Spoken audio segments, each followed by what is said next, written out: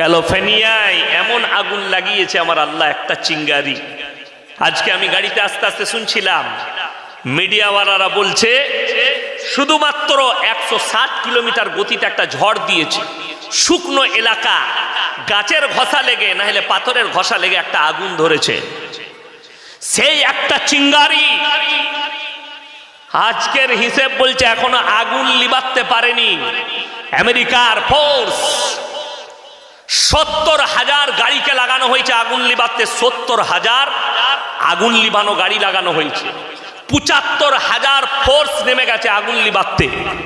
কয়েকশো হেলিকপ্টার আর যুদ্ধ বিমান লেগেছে, সমুদ্র থেকে পানি তুলছে আর পানি ঢালছে আগুন লিবাবার জন্য। গোটা হলিউড পুড়ে ছাই হয়েছে।